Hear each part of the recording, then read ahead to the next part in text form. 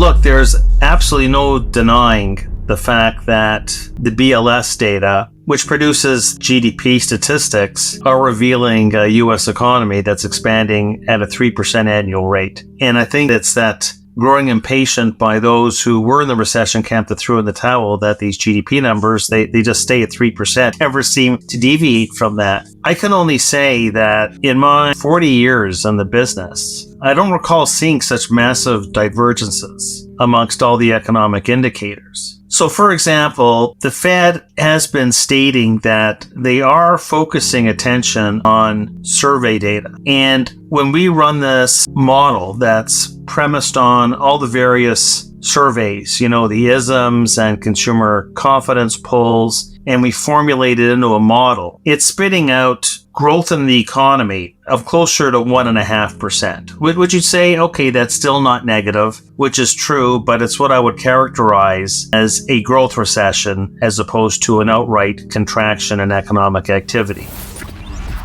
Of course, what makes the survey data different than GDP is that it's a survey of private sector participants in the economy, households and businesses. It doesn't include government. The Fed's Beige Book, extraordinarily rich in information on how the economy is doing across sectors and across regions. And what's very interesting to me is that heading into September, even in the context of the BLS reporting 3% real GDP growth, the Beige Book, meanwhile, was telling us that 3/4 of the country were either in stagnation or contraction mode. And we run this AI model on the tone and the commentary out of the Fed Beige Book. And it was just as weak as it was heading into the 2008 recession, the 2001 recession, and the 1990-91 recession. But apparently there's no recession. So that's what I mean about this dichotomy between the color and commentary you're getting out of the venerable Fed Beige Book and the incoming survey data, which is soft data, not hard data, but it is telling you something completely opposite than what the GDP statistics are revealing. And,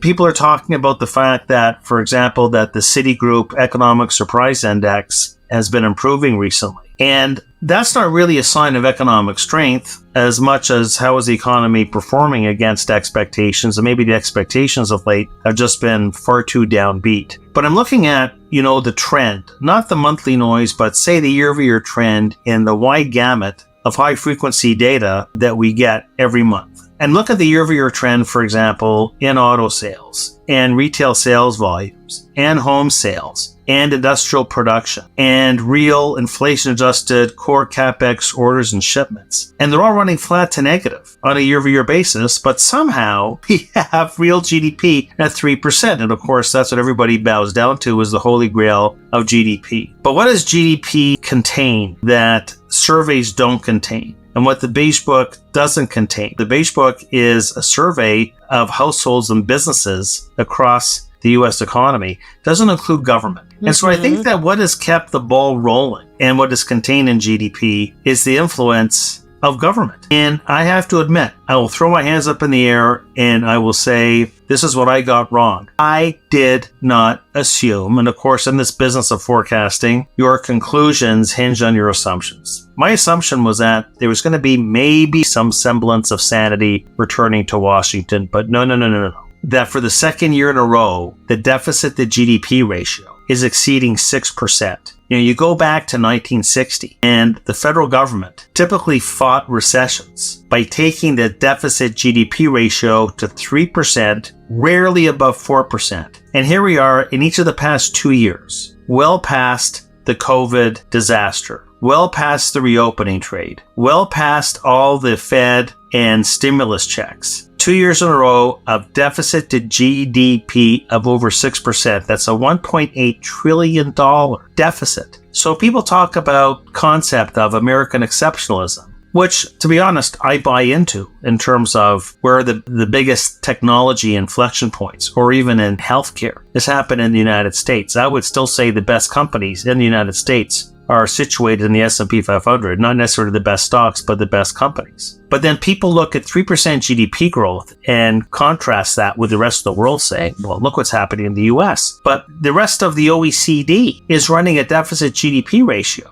of 3%, less than half of what it is in the United States. So I don't know, maybe we have to introduce a new ticker in the New York Stock Exchange called GOV, government. Because I wasn't anticipating that government spending would be up 10% this year. I was not anticipating we're going to have another year of 6% plus deficit GDP ratio, which is, with all the multiplier impacts, really been the underpinning for this 3% growth in overall real economic activity. So I think that's really where we are. And we have both candidates for the November 5th election. They're both campaigning on basically putting root beer in the water fountains. And everybody just laps it up. So if it isn't child care tax credits and low and middle income household tax credits and business subsidies and giving people first-time buyers a down payment to buy a home, I mean, this would make FDR blush back in the 1930s New Deal. And of course, you got under Trump wants to invoke interest relief tax deductions for auto loans. So the fiscal spigots just keep on going along, and I think that's really what's given this allure of strength in the overall GDP numbers, by the way, which is devoid of what you're seeing in the survey data, the Beige Book, and actually a lot of the other incoming high-frequency indicators. But the focus is on GDP, and everybody's got the previous recessionistas have thrown in the towel because they focus on GDP. I would just say recession or no recession, I think that a lot of the growth in GDP is an illusion. The economy, you could argue, and you could argue forcefully, that it's not in a technical recession, but I think it's far less strong than what the GDP numbers are actually telling you. Government employment has been a major source of strength in the employment data. And what was really striking as we wax on about the September employment data was that 785,000 government jobs were created in the month of September, which is insane. Maybe they're all working for the campaigns. You tell me. People will say, well, of course, you got teachers returning from summer and going back to school. No. These are seasonally adjusted data. 785,000 has only happened one other time in the past. It was in June of 2020 when everybody was returning back to work because we had the economic reopening of the economy and people were coming back to work. So that was just a bounce off of a depression impact in the previous months. So we've only going back to 1948, second biggest bulge in government payrolls on record. It was Ronald Reagan told us in his inauguration speech in January 1981 that government is not the solution to our problems. It is our problem. But now it seems as though we've just turned that on our head, but people just want more. There is not a policy platform to give candy to the voting proletariat that isn't just lapped up by the public. Just, give me more candy. So that's basically the environment that we're in. And that's really, I think, the American exceptionalism, 2 words or less, fiscal policy.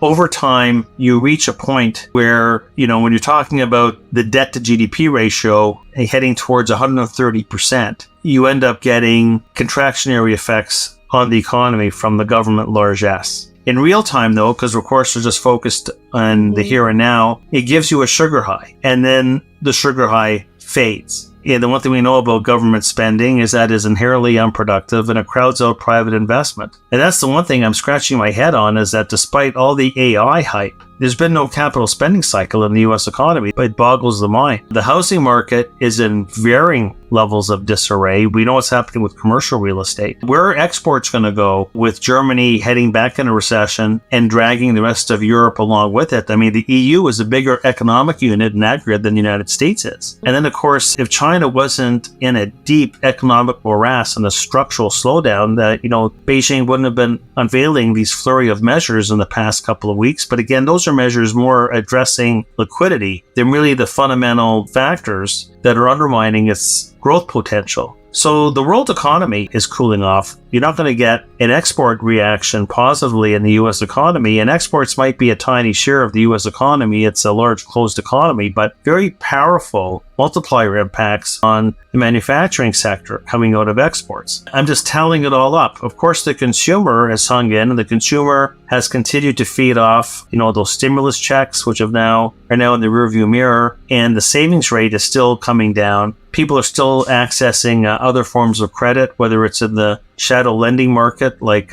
private debt or credit cards, although that has started to come under some downward pressure with delinquency rates at 13-year highs. But I am noticing, if you looked at the U.S. economy on a diffusion basis, of course, we always say, well, the consumer is 70% of GDP. So as the consumer goes, the U.S. economy will go. Of course, we have this other factor that's being an ongoing source of stimulation, which is government. But on a diffusion basis, the U.S. economy is actually deteriorating at a fairly rapid rate. I'm not talking about the average, or I'm not talking about the aggregate $28 trillion sum, again, which is dominated by the consumer. I'm just talking about if you took a look at the U.S. economy on a diffusion basis, you're seeing more decay than meets the eye. Manufacturing is flat as a pancake. No CapEx cycle. The housing market can't get out of its own way. And part of that is because existing homeowners have become prolonged prisoners in their own units. Having locked in at those generational low rates a couple of years ago, they can't move. So the housing market is completely sclerotic. So a lot of people will call that data mining. I prefer to call it data analysis. But I just come back to the overall premise that there is less verve, panache, impetus in the economy that meets the eye at the surface level.